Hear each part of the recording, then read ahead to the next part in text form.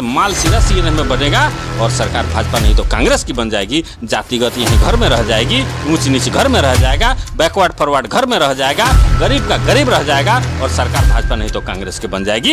यही नीति है कि सभी पार्टियों की बेनिफिट और फायदे की बात थी, इसीलिए सभी ने जोर लगा करके जातिगत काउंटिंग की समर्थन कर दिया। नहीं, लेकिन जो मूलभूत चीजें हैं जैसे दवाई है, सिंचाई है, पढ़ाई है, ये सब चीजें हैं जो नेसेसरी है, लोगों के लिए जरूरी है। यूएई में मजबूत हो रहे हैं, हम अमेरिका में मजबूत हो रहे हैं, हम इंग्लैंड में मजबूत हो रहे हैं, लेकिन बगल का एक छोटा सा देश, वहाँ का प्रधानमंत्री केपी शर्मा ओली हमको आंख दिखाता है, हम उसको जवाब नहीं दे पाते हैं, हम मजबूत हो रहे हैं। 5-5 किलो जो राशन सरकार देती है, हालांकि वो 4 किलो ही राशन लोगों को मिल पाता है, डीलर का भी पेट भरना होता है, ऊपर के अधिकारियों का भी पेट भरना होता है, तो उनके पेट भरने के बाद ही जनता का पेट भरेगा। लेकिन जब योजना चलता है तो योजना खुशी की लहर उन गरीबों में न हो करके उन लुटेरों के चेहरे पर चला कि आया है योजना, अब इसे मुझे लूटना है, कि मैं वो कलम नहीं जो बिक जाती हो दरबारों में, मैं शब्दों की दीप शिखा हूँ अंधियारों के चौबारों में, मैं बीना की राजनीत हूँ, सच पे मरने वाला हूँ और डाकू को डाकू कहने की हिम्मत करने वाला हूँ। ये फाइनल पोस्ट है। और सत्ता से प्रश्न पूछना, अगर सरकार का विरोध है तो आप हमको अभी मान लीजिए कि मैं विरोध करता हूँ। नमस्कार, आप देख रहे हैं फाइनल पोस्ट पुरुषोत्तम के साथ। फाइनल पोस्ट पर कुछ लोग आरोप लगाते हैं कि फाइनल पोस्ट की खबरें सरकार विरोधी खबरें होती हैं। असल में ये सरकार विरोधी खबरें नहीं होती, पत्रकारिता का जो मापदंड है उस मापदंड पर हम खरा उतरकर पत्रकारिता करते हैं, ताकि कल होकर के कोई व्यक्ति हमें गोदी मीडिया का दर्जा ना दे दे, ताकि कल होकर के किसी व्यक्ति की वो औकात ना हो जाए कि हमें वो गोदी मीडिया कहने लगे।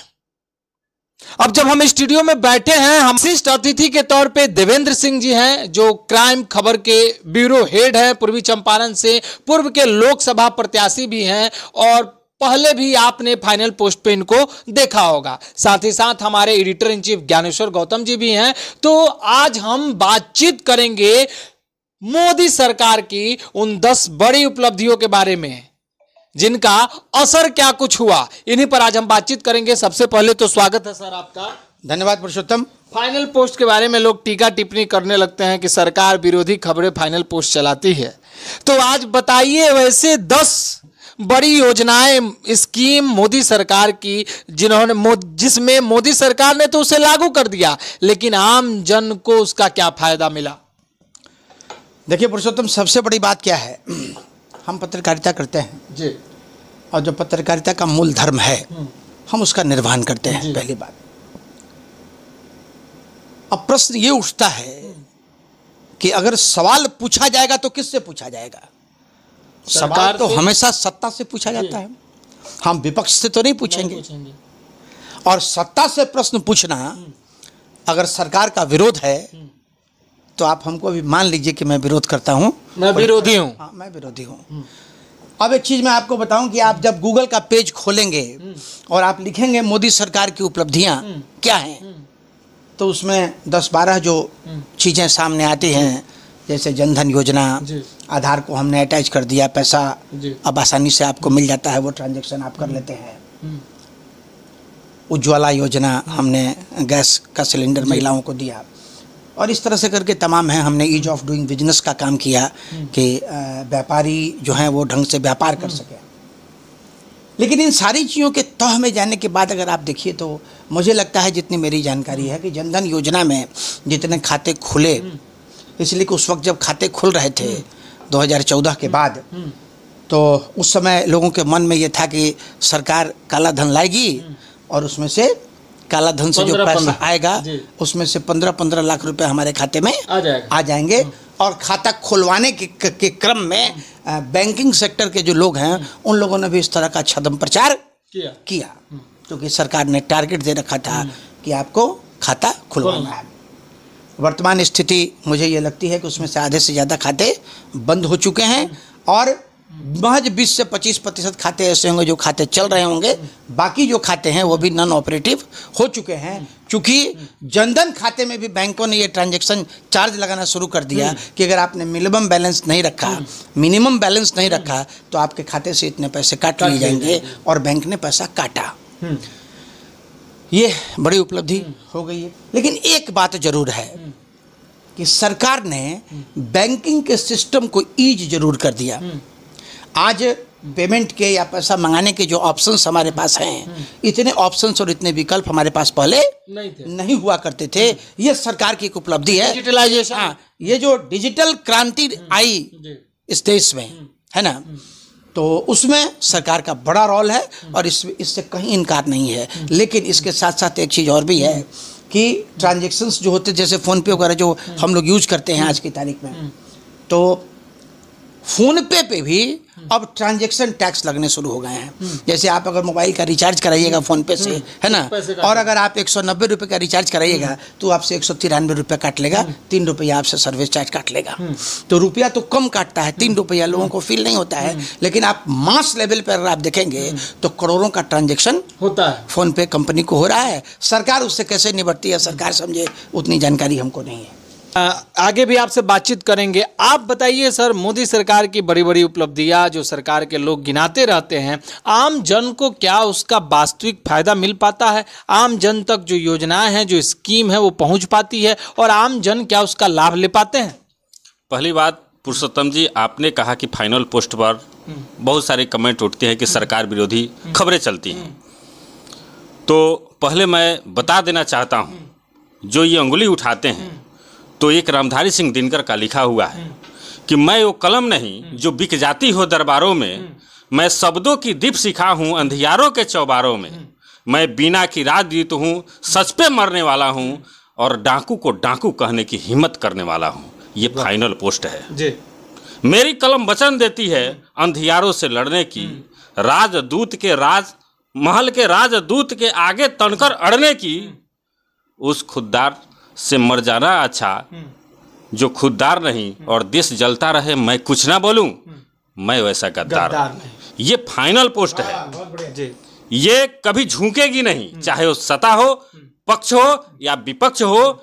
गरीबों की हक और हुकूक की लड़ाई के लिए फाइनल पोस्ट कभी भी अपनी सर को कलम कर सकती है, उससे झुकने वाली नहीं है। और रही बात की गरीबों की जो योजनाएं चलती हैं, मोदी सरकार हो या कांग्रेस हो या भाजपा हो, मैं नहीं टीका टिप्पणी करना चाहता हूं कि सरकार चाहे कोई भी हो, गरीबों की हक पे फैसला लेती है। कोई भी योजना आता है तो गरीबों के लिए आता है, किसी अमीरों का और किसी राजनेताओं के लिए नहीं आता है। लेकिन जब योजना चलता है तो योजना खुशी की लहर उन गरीबों में न हो करके उन लुटेरों के चेहरे पर झलकने लगता है कि आया है योजना, अब इसे मुझे लूटना है। सरकारी योजना चाहे एक कोई भी योजना हो, आप एक राशन, आप एक गरीबों की, मैं उन नेताओं से पूछना चाहता हूं, मोदी जी हो या सभी ने राशन गरीबों को दिया, कांग्रेस सरकार ने भी दिया था, मोदी जी भी दे रहे हैं, तो अगर राशन 5 किलो मिला तो गरीबों को 4 किलो मिलता है। ये ओपन है, खुलेआम है, मन एकदम, ये छुपने वाली बात नहीं है, कोई जांच करवा ले।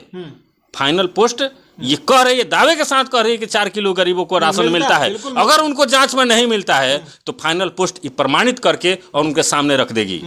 लेकिन आज तक वो बंद नहीं हुआ। क्या इस योजना को बंद कर मोदी जी आएंगे 5 किलो दिलवाने के लिए?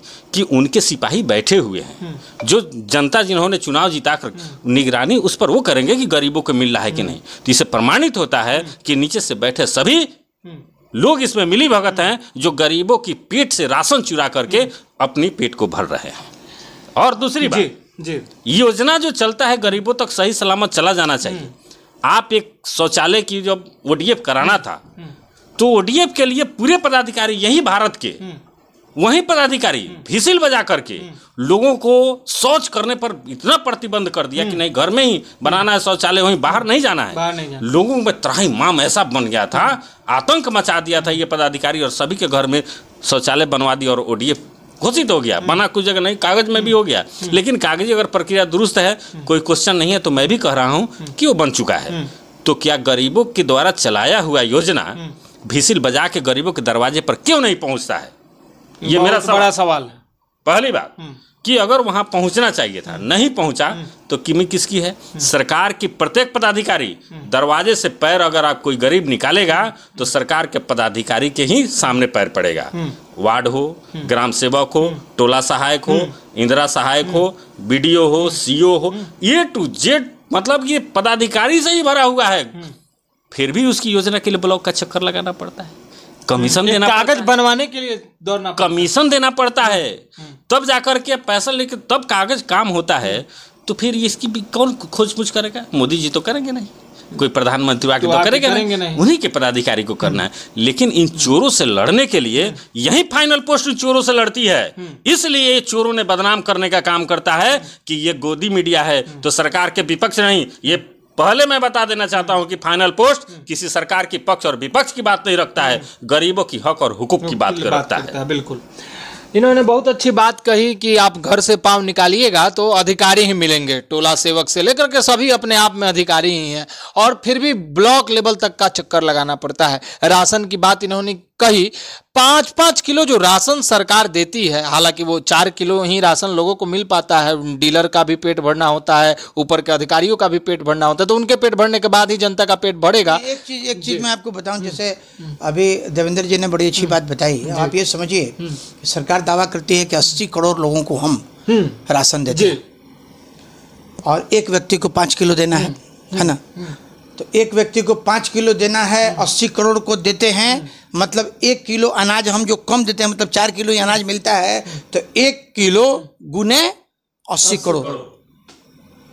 आप सोच लीजिए करप्शन की जड़ें कितनी गहरी है।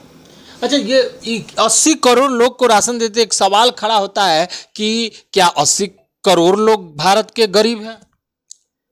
अब देखिए, एक्चुअली मैं आपको एक चीज़ बताऊं, हम तो इकोनॉमिक्स के भी विद्यार्थी रहे हैं जी। और इकोनॉमिक्स में केन्सियन इकोनॉमिक्स जब हम लोग पढ़ते थे तो उसमें केन्स का स्पष्ट रूप से मानना था कि मुफ्तखोरी बिल्कुल बंद हो जानी चाहिए। आप बिना काम करवाए अगर आप किसी को पैसा देते हैं या अन्न देते हैं या अनाज देते हैं, मतलब आप एनार्की क्रिएट कर रहे हैं। और मुझे लगता है 5-5 किलो अनाज की योजना कोरोना के टाइम तक सही थी, क्योंकि उस समय रोजगार लोगों के पास नहीं था, लेकिन धीरे धीरे इस स्कीम को बंद कर देना चाहिए। लेकिन सरकार आज भी वो अन्न योजना देती है और एनार्की को बढ़ावा दे रही है। एनार्की बढ़ रही है। क्यों एनार्की बढ़ रही है? 9 बजे आप चले जाइए, मोतिहारी में ही बहुत सारे मजदूरों का टोला लगता है और वहाँ मजदूर आपको मिलेगा। बहुत सारे मजदूर आते हैं काम की खोज में, काम उनको नहीं मिलता है, दिन में 12 बजे तक वहाँ बैठे होते हैं। 12 बजे अगर आप जाएंगे उनसे, क्योंकि 10 बजे से लेकर 4 बजे तक उनको काम करना है, 12 बजे आप उनको लेके जाइएगा तो घर पहुँच लाते लाते मजदूर को घर पे 12:30-1 बज जाएगा। आप उसको बोलिएगा 3 घंटा काम कर लो, आधी मजदूरी ले लेना, वो काम नहीं करेगा, वापस चला जाएगा, बोलेगा नहीं पूरी मजदूरी लूँगा, पूरी मजदूरी लूँगा, क्योंकि उसके सामने भोजन का संकट नहीं है। तो जब भोजन का संकट नहीं होता है तो इसी तरीके से एनार्की क्रिएट होती है। ये बहुत बड़ी बात आपने कह दी। लेकिन 80 करोड़ लोगों को राशन देने के बाद भी हंगर इंडेक्स आपने देखा होगा, भारत की स्थिति पाकिस्तान से भी बदतर है, भारत की स्थिति बांग्लादेश से भी बदतर है। आपने बहुत माकूल सवाल उठाया पुरुषोत्तम कि हंगर इंडेक्स में हमारा जो रैंक है वो रैंक नहीं सुधर रहा है, बावजूद इसके हम 80 करोड़ लोगों को भोजन राशन दे रहे हैं। मान लीजिए ये प्रश्न किससे पूछा जाएगा? ये प्रश्न तो सरकार से ही पूछा जाएगा कि सरकार इसका जवाब दे। और जब आप सरकार से प्रश्न पूछेंगे तो आपको क्या बताया जाएगा? आप सरकार विरोधी हैं। ये तो बात लोग कहते ही हैं, सरकार विरोधी है। रही बात, हम लोग सरकार की उपलब्धियों की चर्चा कर रहे थे। देखिए, उपलब्धियों को लेके अगर आप देखेंगे, विदेश नीति को लेके जो ढिढोरा पीटा जाता है, उसमें हमने बड़ी नज़दीक से चीज़ों को देखा। भारत कहता है हमारी शक्ति अमेरिका में मजबूत हो गई। अमेरिका ने टैरिफ के बहाने अभी जो स्थिति हिंदुस्तान की क्रिएट की, उसको देख वार क्रिएट कर दिया। हाँ, वार, ट्रेड वार की स्थिति क्रिएट हो गई। चाइना ने वही अमेरिका का मुंह तोड़ जवाब दिया। चाइना ने वही अमेरिका का मुंह तोड़ जवाब दिया, लेकिन भारत ने चुप्पी साध ली। चाइना हमको हमेशा धमकाता है। हाँ, बाकी देशों की बात आप छोड़ दीजिए, विश्व के 20 से 25 से ज़्यादा ऐसे देश हैं जिसने सर्वोच्च नागरिक सम्मान जो है वो हमारे देश के यशस्वी प्रधानमंत्री नरेंद्र मोदी जी को दिया। लेकिन हम बगल में देखते हैं, हमारे देश में बगल में एक देश है नेपाल, है ना। और नेपाल इतना बड़ा देश है कि भारत अगर कस के फूंक मार दे तो नेपाल उड़ जाएगा, बावजूद इसके वो आँख दिखाता है। दिखाता है। जबकि सामरिक दृष्टिकोण से नेपाल भारत के लिए कितना महत्वपूर्ण है, ये जो विशेषज्ञ हैं वो आपको बता पाएंगे, क्योंकि नेपाल से हमारी सीमा सटी हुई है, बॉर्डर भी खुले हुए हैं, है ना। और उधर चाइना ने नेपाल के 10 गांव का कब्जा कर लिया, है ना। चाइना बहुत तेजी से नेपाल में अपना प्रभाव डाल रहा है, बना रहा है। एक वक्त था कि इंडियन एम्बेसी के सपोर्ट के बिना वहाँ एक पत्ता नहीं हिलता था। आज स्थिति क्या हो गई? आज स्थिति ये है कि इंडियन एम्बेसी का कोई बहुत महत्व वहाँ नहीं रह गया, है ना। और पूरा का पूरा कंट्रोल चाइना को चला गया। हम कहते हैं हमारी विदेश नीति बहुत मजबूत है, भाई हमारे समझ के बाहर है। हमारी जो पत्रकारिता है हमारे समझ के बाहर है। हम यूएई में मजबूत हो रहे हैं, हम अमेरिका में मजबूत हो रहे हैं, हम इंग्लैंड में मजबूत हो रहे हैं, लेकिन बगल का एक छोटा सा देश, वहाँ का प्रधानमंत्री केपी शर्मा ओली हमको आंख दिखाता है, हम उसको जवाब नहीं दे पाते हैं, हम मजबूत हो रहे हैं। पड़ोसी मुल्क की बात इन्होंने कही। पड़ोसी मुल्क की जो हालात हैं अभी उस पर चर्चा करना मुझे भी लगता है कि ज़्यादा ज़रूरी है। पूरा नेपाल चीन के प्रोडक्ट से भरा हुआ है।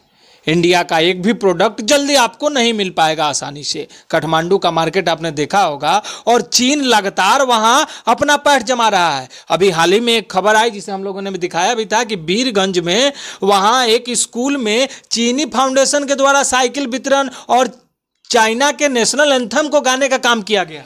देखिए, ये मुल्क जो है नेपाल, ये गरीब देश लोग कहते हैं, और उस नाम पर भारत जितना मदद नेपालों को किया है कोई देश चीन नहीं कर सकता है। यहाँ से देखिए कि तेल भी यहाँ महंगा है लेकिन नेपाल में सस्ता है, और जाता इंडिया होकर के। तो उस सुविधा के नाम पर भूकंप हुआ था उस समय। अब जब भारत और नेपाल के बीच में रिश्ते थोड़े तल्ख हुए हैं, तो तेल पे जो सब्सिडी थी वो सब्सिडी खत्म कर दी गई है। अब रेट बराबर हो गया, लेकिन पहले भी मदद करते आई है। लेकिन जब ये समय था, आपको भूकंप जो आया था भयानक, उसमें सबसे पहले भारत मदद किया और जोर शोर से मदद किया। उस समय चीन तो नहीं था, वो तो पीछे भागा था। लेकिन जहां बिजनेस की बात आती है, डिमांड की बात आती है, रही बात की अगर बेहतर है, ये बहुत सुंदर मोबाइल अगर लगेगा तो किसी की भी चाहत होगी कि हम ले लें। तो चीन एक ऐसा लुभावना प्रोडक्ट को भी बनाता है और मार्केट में छोड़ता है, लोग डिमांड स्वतः करने लगते हैं। भारत में भी आता है तो भारत में वो प्रोडक्ट बन रहा है, लेकिन लोगों का निगाह नहीं है, लोग चीनी सामान को खोजना शुरू कर देते हैं। इससे भी वो प्रभावित करके नेपाल को अपने कब्जे में और धीरे धीरे पैठ को बना रहा है। और आने वाले समय में ये हिंदुस्तान के लिए कितना खतरनाक साबित होगा? बहुत खतरनाक है। इसलिए इस पर विदेश नीति नेपाल के लिए भी मजबूत करने की ज़रूरत है। जितना ज़रूरत अमेरिका से है उससे ज़्यादा ज़रूरत मुझे नेपाल से, इसलिए बहुत सटा हुआ और बहुत करीब है, उसको उधर से हमले करने के लिए भारत तो चोली दामन का संबंध भी रहा है। बिल्कुल, बेटी रोटी का संबंध बहुत ये बात है ना, उसमें बहुत सारी बात है। इसलिए विदेश नीति नेपाल से भी संबंध को बेहतर बनाने की ज़रूरत है। देखिए पुरुषोत्तम, एक चीज़ मैं और आपको बताऊं, जैसे सरकार ने जो कुछ अच्छे काम किए हैं उसकी भी चर्चा होनी चाहिए। सरकार ने एक बहुत अच्छा काम किया, कश्मीर से धारा 370 हटा के एक देश एक कानून 35A हटा के, क्योंकि हिंदुस्तान के किसी भी राज्य में, देश के किसी भी राज्य के व्यक्ति को रहने का अधिकार है। हालांकि कश्मीर के लिए तो आपने कर दिया, लेकिन अभी और भी बहुत सारे, जैसे उत्तराखंड में है, आप जाके उत्तराखंड में कोई ज़मीन नहीं खरीद सकते हैं। आप हिमाचल चले जाइए, आप हिमाचल में कोई ज़मीन नहीं खरीद सकते हैं। तो इन सारी चीज़ों को भी, एक रूपता को सरकार को दूर करना चाहिए। हम धारा 370 का समर्थन करते हैं, और धारा 370 हटा के सरकार ने जो एक रूपता लाने का काम किया, इसके लिए सरकार को सैल्यूट है।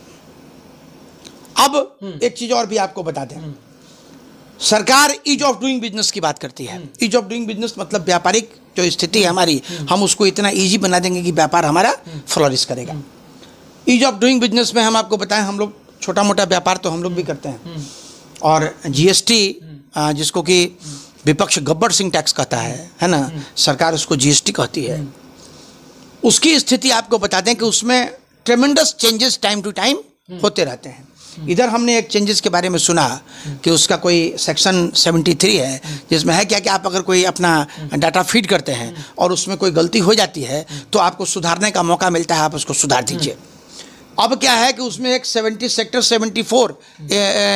सेक्शन 74 उसमें इम्प्लीमेंट किया गया कि अब उसमें अगर आपने गलती कर दी तो यू हैव टू पेनलाइज, आपको पैसा देना पड़ेगा, पेनलाइज आपको करेगा और केस आपके ऊपर अलग चलेगा, केस भी चलेगा और केस अलग आपके ऊपर अलग चलेगा। और दूसरी एक बात और समझिए, अगर हम और आप पार्टनरशिप में कोई व्यापार कर रहे हैं, सपोज कीजिए, और हम लोग अपना अपना जो समय उसमें देते हैं, तो इसके एवज में मान लीजिए 25-25 हज़ार रुपया अगर फर्म से हम निकाल के सैलरी के तौर पे दोनों आदमी लेते हैं, तो उसमें भी आपको टीडीएस का खाता खोलना पड़ेगा और 10% टीडीएस आपको जमा करना पड़ेगा।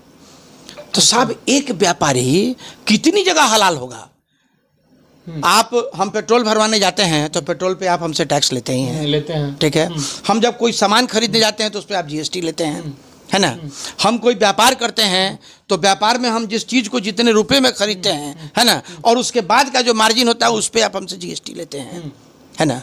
हर आदमी के टैक्सेशन, पेमेंट भी कर रहे हैं तो अब टैक्स देंगे, आप पेमेंट भी कर रहे हैं तो उसके ऊपर भी आप टैक्स देते हैं। तो साहब एक इंसान को कितनी जगह हलाल कीजिएगा। अब आप एक बात मुझे बताइए, आप गाड़ी खरीदते हैं, एक बार में 15 साल का टैक्स आपको दे देना पड़ता है, इसके बावजूद आप सड़क पर चलते हैं तो आपको टोल टैक्स देना पड़ता है। आप अपनी गाड़ी से, अभी शिमला कॉन्फ्रेंस में हम लोग गए थे और एक साइड से, एक तरफ जाने से 2400 रुपये का टोल टैक्स हम लोगों को गाड़ी का पे करना पड़ा। तो आखिर एक व्यक्ति को हम कहते हैं, एक बात मुझे बताइए, हम सैलरीड, सपोज कीजिए हम सैलरीड एम्प्लॉई हैं, है ना, हमको 9 लाख रुपया मिलता है, तो सरकार उसके ऊपर टैक्स हमसे काट लेती है, इनकम टैक्स काट लेती है। उसके बाद हम जहाँ पैसे को खर्च करते हैं वहाँ भी हर जगह का टैक्स हम पे करते हैं। आखिर एक इंसान कितनी जगह हलाल होगा। ये बिल्कुल सही बात है, ठीक है। मैं रोकूंगा भैया, ये जो टैक्स की बातें हुई, ये टैक्स भारत सरकार पहली बार, ये जब अंग्रेजों की सरकार थी, हुकूमत थी, टैक्सेशन का कार्य उन्होंने शुरू किया था।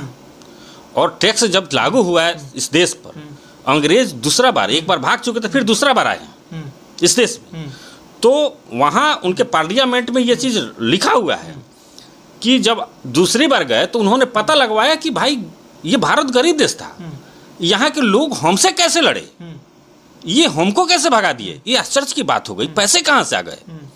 तो ये पता लगाया तो उनको पता चला कि यहाँ के जितने भी रियासतें थीं वो सभी ने मदद किया हमको भगाने में। तो पहले जब दोबारा आया तो सोचा कि रियासत पर हमला करो, इन पर पहले कब्जा करो। तो सभी के पास, जिसमें हैदराबाद के निजामुद्दीन भी उसमें, उन्होंने कहा कि स्वागत है, आइए। फिर दोबारा इन लोगों ने बुलाया, और जब उस समय बुलाया तो देखा कि ये पैसे इनके पास जो आ रहे हैं, टैक्स का ऐसा प्रावधान बनाओ कि 100 रुपया में 97 रुपया हमारे पास आए और 3 रुपया ही इनके पास बचे। अच्छा, ऐसी प्रावधान अंग्रेजों के द्वारा बनाया गया, ये टैक्सेशन किया। तो हुआ क्या कि कैसे होगा, तो उस समय टैक्स बनाया क्या, जैसे कि एक माल जो बन रहा है वहाँ एक्साइज टैक्स लगाओ जहाँ बन रहा है, अच्छा, जहाँ उत्पादन हो रही है। अच्छा, तो जब वो टैक्स बना वहाँ तो एक्साइज टैक्स लगा जहाँ बन रहा है। अच्छा, जब गाड़ी पर चढ़ा, रोड पर चला, तो उसको रोड टैक्स डालो। देखिए, टैक्स, हाँ, और रोड से जब निकलेगी बाजार में आएगी तो बाजार समिति टैक्स डालो। अच्छा, और बाजार से होते हुए अंग्रेजों के द्वारा बनाया गया जो पुल है उस पर चढ़े तो पुल टैक्स डालो। देखिए, और जब वो माल पहुंच जाए दुकान में तो वहां सेल टैक्स डालो। फिर जब वहाँ से लोग खरीद ले, फिर वहाँ, मतलब कि मार्केट में 3 रुपये मात्र उस व्यापारी के पास जो बना रहा है उसके पास 100 रुपये में 3 ही रुपया बचना चाहिए और 97% सरकार के खजाने में आना चाहिए। ये अंग्रेजों का बनाया हुआ टैक्स आज भी उसी में बढ़ोतरी हुआ है, लेकिन उसमें कहीं से सुधार नहीं हो गया है। मतलब ये अंग्रेजों का ये स्कीम लूटने की सुविधा कुछ नहीं है, लेकिन लूट के अपने खजानों और ऐसो आराम करना है। ये राशन कह रहे हैं, अगर इस पर सही से हो जाए तो गरीबों क्या पूरे चीज अगर मुफ्त में मिल जाए, सभी को कपड़ा, घर, मकान सब कुछ मिल जाए, तो भी पैसे इस भारत में कम नहीं है, बट लुटेरे लूट रहे हैं, जिसके कारण गरीब टैक्सेशन के लिए मुझे लगता है करीब 10 देश हैं ऐसे जहाँ जीएसटी लगता है, लेकिन वहाँ क्या कि जीएसटी में यूनिफॉर्मिटी है। एक तरह का 5% जीएसटी सारे आइटम पे 5%, है ना, 8% जीएसटी सारे आइटम पे 8%। हिंदुस्तान अकेला ऐसा देश है जहां जीएसटी 2.5% से शुरू होता है और 40% तक जाता है। अब आप एक बात मुझे बताइए, आप देखते होइएगा, आप स्टिंग पीते हैं कभी कभी पेप्सी कंपनी का, या अभी जो एनर्जी ड्रिंक्स है मार्केट में, वो एनर्जी ड्रिंक, उस पर सरकार 40% का टैक्स लेती है, 40% का। सरकार जानती है कि उसको पीने से हमारा यंग जनरेशन बर्बाद हो रहा है, वो चिंता नहीं है, लेकिन उसमें कैफीन की मात्रा बहुत ज़्यादा होती है। ये सिर्फ लागू ड्रिंक पे ही नहीं होता है, खाना बनाने वाली जो तेल है, जो सरसों का तेल, उसमें भी तो 30% पाम ऑयल अब आ गए हैं। हाँ, 30% पाम ऑयल आ गया है। देखिए, सरकार को सब पता है, लेकिन कॉरपोरेट घराने के जो लोग हैं उनको जनता के स्वास्थ्य से कोई मतलब नहीं है। रिफाइन शरीर के लिए जहर है, इसके बावजूद हर घर में रिफाइन का उपयोग हो रहा है। बहुत अच्छी बात आपने कही, लेकिन जो मूलभूत चीज़ें हैं जैसे दवाई है, सिंचाई है, पढ़ाई है, ये सब चीज़ें हैं जो नेसेसरी है, लोगों के लिए ज़रूरी है, और इन चीज़ों को सरकार सही से इम्प्लीमेंट नहीं कर पा रही है। आज भी जब हम 5 ट्रिलियन इकोनॉमी की बात कर रहे हैं, उस वक्त में भी सरकार इन चीज़ों पर ध्यान न देकर के कास्ट सेंसस जैसी चीज़ों पर आ रही है। मैं फिर से लोगों को लगेगा कि मैं विरोध कर रहा हूँ, तो फिर आने वाले समय में इस भारत का भविष्य क्या होगा? देखिए, आपने कास्ट सेंसस की बात एक बार फिर से मैंने छेड़ दी है, तो मुझे लगता है कि कास्ट सेंसस एक प्रोपोगंडा है, और इस प्रोपोगंडा का लाभ बीजेपी अपने तरीके से लेगी। उसकी तैयारी में बीजेपी लगी हुई है, इसके बारे में फिर कभी हम लोग बात करेंगे। लेकिन सरकार की जो उपलब्धियां हैं, और मेरे दृष्टिकोण से आप देखें तो सरकार की उपलब्धियां कम हैं, है ना, और सरकार के विरोध की जो चीज़ें हैं वो चीज़ें ज़्यादा हैं।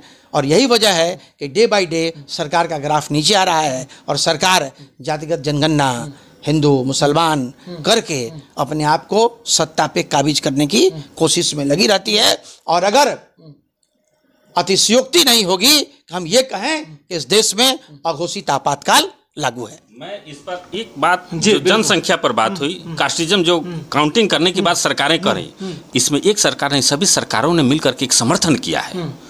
ये सोचने वाली बात है।